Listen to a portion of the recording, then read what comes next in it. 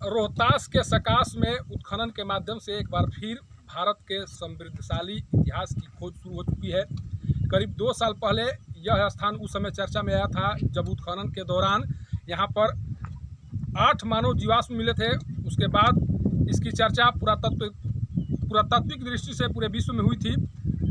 उसके बाद उस जीवाश्म को ले जाकर उस पर शोध का कार्य चल रहा है। अभी क्या कुछ है उसमें अभी उसका निष्कर्ष सामने नहीं आया है, लेकिन एक बार फिर यहाँ पर उत्खनन का कार्य शुरू हो चुका है और उत्खनन के माध्यम से कुछ और जानने की कोशिश शुरू हो चुकी है। यहाँ पर जो BHU जो काशी हिंदू विश्वविद्यालय है, उस विश्वविद्यालय में पढ़ने वाले प्राचीन भारत के इतिहास के जो शोध के छात्र हैं उनके मार्गदर्शन में कार्य चल रहा है। और ये कार्य आप तस्वीर के माध्यम से देख सकते हैं कि किस तरह से यहाँ पर वो कार्य पूरी तत्परता से चल रहा है। वो यही वह स्थल है जो मैं दिखाना चाह रहा हूँ। यहीं पर वो जीवाश्म मिले थे, उसका अवशेष यहाँ पर कुछ जो जिस भाग में जीवाश्म मिले थे वो अवशेष अभी तक सुरक्षित है और एक कैमरे के माध्यम से आप बारीकी से देख सकते हैं। यहाँ पर कुछ जो छात्र हैं उनसे बात करेंगे और जानने की कोशिश करेंगे कि दोबारा जो उत्खनन का कार्य शुरू हुआ है किस उम्मीद से हुआ है, जो जीवाश्म मिले थे, मानव जीवाश्म मिले थे, उस पर क्या चल रहा है, उसी को लेकर बात करेंगे। हमारे साथ यहाँ पर BHU के जो छात्र हैं वो मौजूद हैं। सर, पहले अपना परिचय बताइए।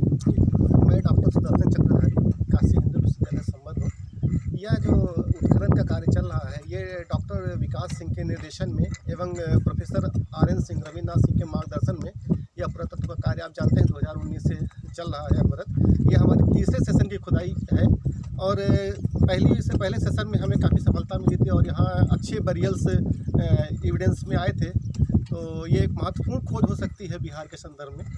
अच्छा, जो यहाँ पर जो जीवाश्म मिले थे, मानव जीवाश्म मिले थे, करीब 8 की संख्या मिले थे, उसको लेकर अभी कुछ जानकारी सामने आई है कि कब का है, क्या कुछ आया जानकारी सामने?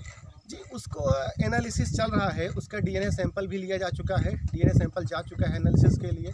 उसके लिए नीरज राज सर हैं बीरबल साहनी इंस्टीट्यूट के, वो काम कर रहे हैं। उसके बाद जो है वीना मुश्रीफ मैम है डेक्कन कॉलेज से, वो काम कर रही हैं। पूरी टीम लगी हुई है। अभी एनालिसिस रिजल्ट्स आने में भी कुछ टाइम लग सकता है। अच्छा, इस बार का जो खुदाई का कार्य चल रहा है उसमें भी कुछ अवशेष अभी तक मिले हैं या इस तरह के चल रहा है, अभी कोई अवशेष मिलना बाकी है?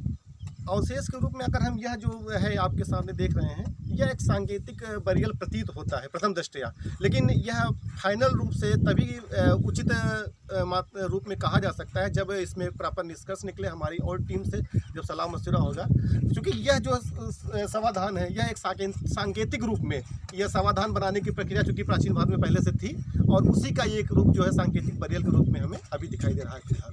अच्छा, 2 साल से यहाँ पर खुदाई का कार्य चल रहा है, क्या लग रहा है ऐतिहासिक दृष्टिकोण से यह स्थान कितना महत्वपूर्ण हो सकता है?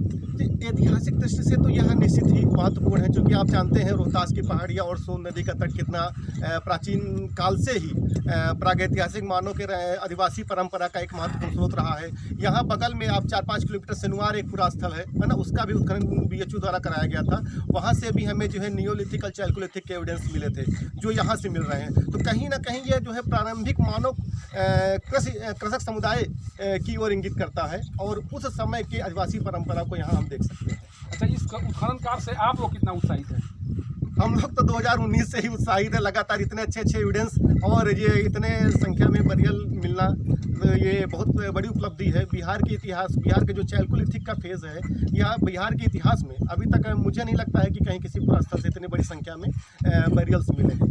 इवन यूपी में भी आप देख लें तो सिर्फ जो कुछ इलाहाबाद के पास प्रतापगढ़ की कुछ साइट्स हैं, महादहा, दमदमा, सरायनहार राय, वहाँ को छोड़ दिया जाए तो अभी हाल ही में सनौली एक बहुत महत्वपूर्ण बरियल साइट हमारे सामने प्रकाश में आई है, जो आप जानते हैं लगातार चल रहा है ना। उसके बाद यूपी में भी इतनी बड़ी मात्रा में जो है अभी तक तो नहीं। ये थे BHU के प्राचीन भारत के शोध के छात्र हैं, प्राचीन भारत इतिहास के साथ शोध के छात्र हैं, जो बता रहे थे कि इसका महत्व क्या है और जब खुदाई से जो अवशेष मिलेंगे उस पर उससे क्या हो सकता है।